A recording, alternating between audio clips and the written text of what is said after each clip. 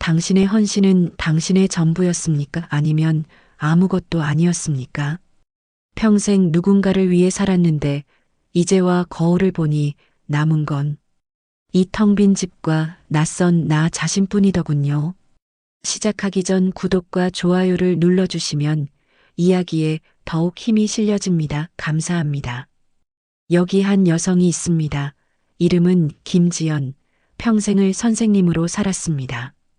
젊음을 바쳐 학생들의 미소를 키웠고 노년을 바쳐 가족의 울타리를 지켰습니다. 시간은 그렇게 흘러 그녀는 정년 퇴임을 맞았습니다. 지연에게 퇴임은 새로운 시작이 아닌 끝이었습니다. 칠순을 바라보는 그녀의 삶은 교실의 분필 가루와 희생이라는 이름의 땀방울로 가득했습니다. 그녀의 남편은 5년 전 먼저 세상을 떠났습니다. 남편의 부재는 집의 온기를 절반 이상 앗아갔습니다. 두 자식들은 잘 자라 사회에서 제 몫을 하고 있습니다. 하지만 그들의 바쁜 일상은 어머니의 외로움을 채워주지 못했습니다. 한 달에 한 번 형식적인 전화 혹은 명절에 잠시 스쳐 지나가는 인사가 전부였습니다. 지연의 집은 이제 고요라는 이름의 거대한 감옥이 되었습니다. 그녀는 매일 아침 거울 앞에 섰습니다. 그 속에 낯선 여인은 수많은 상장과 감사패 뒤에 숨겨진 진짜 김지연이었습니다. 내가 진정으로 원했던 건 무엇이었을까? 남편이 말없이 떠나기 전에 나에게 해주고 싶었던 이야기는 무엇이었을까? 가슴 깊은 곳에서 후회의 그림자가 스멀스멀 올라왔습니다. 학생들의 성공을 위해 노력했던 시간만큼 왜 자신을 돌보지 못했을까요? 지연은 문득 책상 서랍 속에 꽂혀 있던 낡은 통기타를 발견합니다. 먼지 쌓인 기타를 쓰다듬는 그녀의 눈빛은 아련했습니다. 그것은 40년 전 그녀가 품었던 음악가의 꿈의 잔해였습니다. 그날 밤 지연은 잠 못 이루고 거실을 서성였습니다. 모든 것이 공허했습니다.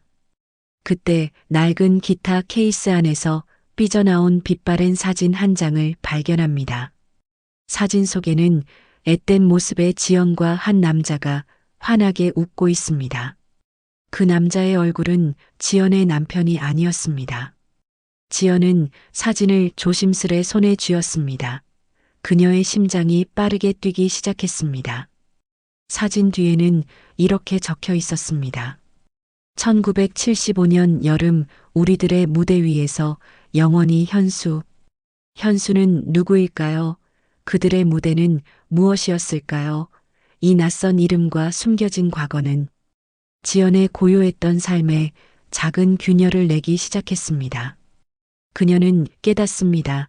이 공허함을 채우기 위해서는 잊고 살았던 과거의 조각을 맞춰야 한다는 것을. 그리고 이 과거의 흔적이야말로 그녀의 남은 삶을 바꿀 열쇠가 될 것임을. 이야기는 이제부터 시작입니다. 김지연은 잃어버린 자신을 찾아 용기 있는 첫걸음을 내딛습니다. 그녀의 헌신이 만들어낸 공허함이 뜻밖의 모험으로 바뀌는 순간입니다. 낡은 사진 한 장이 칠순의 삶에 작은 돌멩이를 던졌습니다. 그 파문은 멈추지 않고 김지연의 마음속에 번져나갔습니다. 그녀는 이제 더 이상 헌신이라는 이름의 감옥에 갇혀 있고 싶지 않았습니다. 나에게도 삶이 있었는데 왜 전부 희미해져 버렸을까? 이제라도 잃어버린 나를 찾아야 해. 지연은 결심했습니다. 새로운 삶을 시작하기로. 하지만 40년 동안 이어져 온 익숙한 일상과의 단절은 쉬운 일이 아니었습니다. 가장 큰 걸림돌은 자식들의 시선이었습니다. 엄마 뭐 집을 판다고요? 갑자기 왜 그래요? 우리가 용돈 안 드렸어. 아니면 생활비가 부족해요? 엄마 몸도 안 좋으면서 아는 사람도 없는 시골에 가서 뭘 하겠다는 거야? 그냥 하던 대로 여기서 편안하게 지내. 내가 자주 찾아갈게. 자식들은 그녀의 외로움이 아닌 불안정한 노년만을 걱정했습니다. 그들은 어머니의 새로운 시작이 아닌 그저 익숙한 보살핌을 원했습니다. 지연은 자식들의 반대를 듣고 잠시 망설였습니다. 내가 이기적인 건가 하는 죄책감이 그녀의 발목을 잡으려 했습니다. 그때 그녀의 눈에 다시 통기타와 낡은 사진이 들어왔습니다. 40년 전 그녀의 꿈이 담긴 물건, 그녀가 포기해야 했던 삶의 증거였습니다. 평생 너희를 위해 살았다. 이제는 나를 위해 살겠다. 지연은 단호하게 집을 내놓았습니다. 서울 아파트에서 시골의 작은 집으로의 이사는 단순한 거주지 변경이 아니었습니다. 그것은 과거의 굴레에서 벗어나 진정한 자신을 찾기 위한 탈출이었습니다. 2025년 늦은 가을 지연은 경기도 외곽의 한적한 작은 시골 마을에 도착했습니다. 이곳은 그녀의 남편이나 자식들의 추억이 닿지 않는 완벽한 미지의 공간이었습니다. 마을 입구에서 그녀는 한 노인을 마주칩니다. 그는 인자한 미소를 짓고 있었고 왠지 모르게 낯익은 느낌이었습니다. 아이고 서울서 오셨구먼. 혼자서 이 총 구석까지 대단하네. 내가 동네 이장. 박씨라네. 혹시 뭐 필요한 거 없어요? 아, 아닙니다. 괜찮습니다. 제가 할 수 있어요. 지연은 어쩐지 박씨 이장에게서 깊은 친숙함을 느꼈지만 애써 무시했습니다. 그리고 박씨 이장은 짐을 내리는 지연의 트럭 옆을 서성이다가 짐 속에서 언뜻 보인 낡은 기타 케이스를 힐끗 쳐다보고는 의미심장한 미소를 짓고 돌아섰습니다. 새로운 보금자리에 홀로 남은 지연은 텅 빈 방 한가운데 앉았습니다. 고요함 속에서 그녀는 이제 이 텅 빈 공간을 자신만의 이야기로 채워나가야 한다는 새로운 숙제를 마주합니다. 과거의 상처와 후회는 여전히 그녀를 따라다녔지만 그녀는 이제 더 이상 도망치지 않을 것입니다. 그녀의 손에 들린 통기타는 묵직했지만 희망만큼은 가벼웠습니다. 이제 시작이야. 나의 두 번째 인생. 현수, 당신이 준 이 기타와 함께. 서울에서의 짐을 모두 내려놓은 지연의 새로운 삶은 고독보다는 평화에 가까웠습니다. 칠순의 나이에 시작한 시골 생활은 서툴렀지만 그녀에게는 자유가 있었습니다. 그녀는 낡은 농기구를 들고 작은 텃밭을 일구기 시작했습니다. 땅을 파고 씨앗을 심는 단순한 노동은 40년간 잊고 살았던 생명력을 그녀에게 되돌려 주었습니다. 마을 사람들과의 첫 만남은 순탄치 않았습니다. 특히 옆집에 사는 김옥자 할머니와의 첫인상은 꽤나 껄끄러웠습니다. 서울서 갑자기 온 사람이 뭐하러 이 총구석에 둥지를 텃밭에다가 뭘 심는 건지 도통 모르겠네. 영 시원찮아. 옥자 할머니는 지연이 텃밭에 심은 꽃과 허브를 농사가 아닌 쓸데없는 짓으로 치부했습니다. 갈등은 작은 수로 문제에서 폭발했습니다. 아니, 물을 그렇게 많이 쓰면 우리 밭에는 뭘 쓰라는 거요? 다들 나눠 쓰는 걸 모르나 서울 사람들은 이기적이라더니 딱 그 짝이네. 죄송합니다. 제가 아직 이곳 사정을 잘 몰라서요. 내일부터는 제가 먼저 물을 충분히 보내드리겠습니다. 지연은 반박 대신 진심을 담아 사과했습니다. 그리고 그날 저녁 갓 지은 밥과 직접 만든 나물을 옥자 할머니 댁으로 들고 찾아갔습니다. 지연의 진심은 옥자 할머니의 굳게 닫혔던 마음을 열었습니다. 옥자 할머니의 퉁명스러움 뒤에는 외로움과 오랜 고립감이 숨어 있었습니다.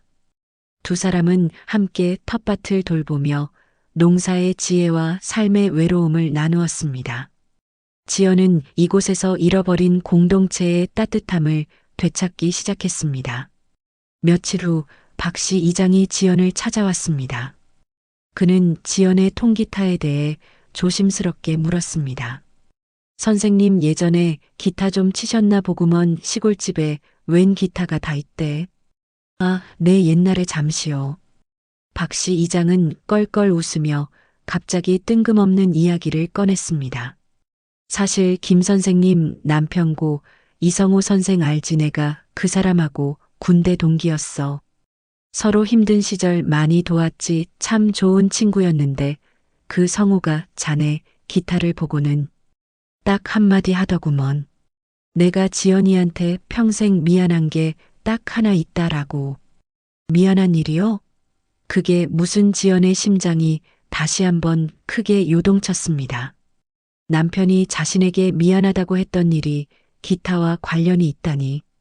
그녀는 남편이 그녀의 꿈에 대해 어떤 진실을 숨기고 있었다는 섬뜩한 예감을 받습니다. 그리고 다음날 지연의 아들에게서 뜻밖의 전화가 걸려왔습니다. 자식들이 그녀에게 자주 찾아오지 못했던 이유에 대한 충격적인 고백이었습니다. 엄마, 사실 아빠가 돌아가시기 전에 우리한테 부탁을 했었어. 너희 엄마의 삶은 이제 너희 것이 아닌 엄마의 것이니 절대 간섭하지 말고 엄마가 외롭다고 찾아가 위로하는 것도 하지 말아라고요. 아빠는 엄마가 평생 포기했던 꿈을 스스로 찾기를 바라셨던 것 같아요. 뭐라고? 성호 씨가.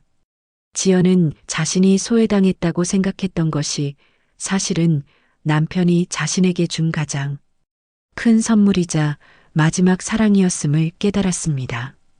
그녀의 눈에서는 뜨거운 눈물이 흘러내렸습니다. 슬픔이 아닌 깨달음과 감사의 눈물이었습니다. 그러나 남편이 미안해했던 그 하나의 비밀은 여전히 풀리지 않은 채 남아 있습니다. 남편의 마지막 배려를 깨달은 김지연은 더 이상 외톨이가 아니었습니다. 그녀의 외로움은 남편의 진심으로 채워졌고 그녀는 이제 오롯이 김지연이라는 이름으로 살아가기 위한 용기를 얻었습니다.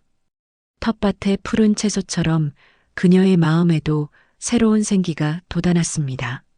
나는 선생님도 엄마도 할머니도 아닌 그냥 나 김지연이야. 내가 원하는 대로 살겠어. 마을 사람들과의 교류는 그녀에게 큰 활력이 되었습니다. 옥자 할머니는 이제 지연의 가장 든든한 지원군이 되었고 박씨 이장은 끊임없이 그녀에게 40년 전의 비밀에 대한 단서를 던져주었습니다.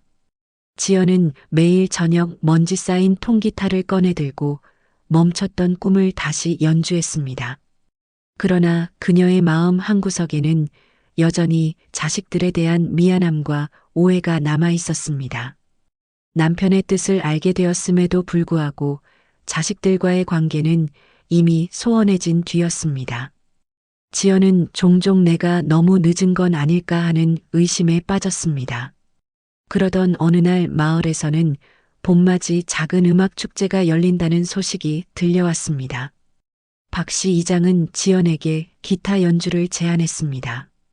김 선생 솜씨가 예사롭지 않던데 이번 축제에서 한 곡 해보지 그래. 젊은 시절 실력. 녹슬기 전에.